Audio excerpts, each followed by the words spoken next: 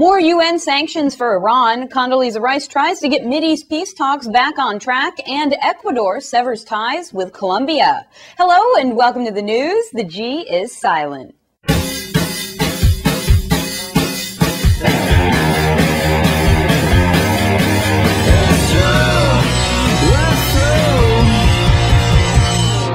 Iran remains defiant after the UN Security Council imposes a third round of sanctions in response to Iran's refusal to end its nuclear program. Iran was all like, yeah, you guys can sanction away, okay, but we're not going to comply with your unlawful action because we have a peaceful nuclear program. How many times do we have to tell you that? All you yap about is nuclear holocaust and humanity. What about power and electricity? That's pretty peaceful.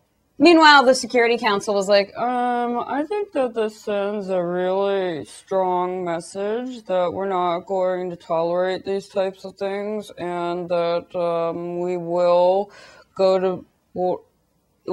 impose sanctions if we have to.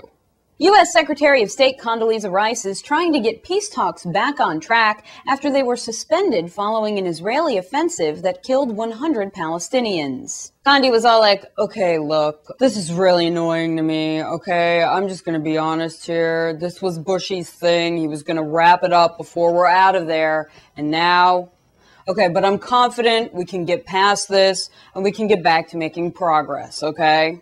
And Israeli leaders were all like, yeah, sure, all right, bring it on. We'll negotiate more. What?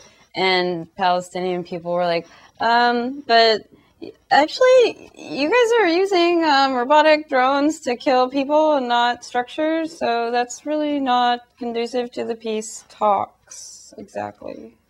And Ecuador has cut diplomatic ties with Colombia, while Venezuela says it will dismiss Colombia's ambassador after a cross-border raid over the weekend. Ecuador was all like, I see a cross-border raid, and I raise you, severing of diplomatic ties and a revelation by Venezuela. And Colombia was all like, I see your revelation by Venezuela, and I raise you the fact that Venezuela was the bad guy in this, actually, and they were the ones that were trafficking the stuff and supporting the rebels.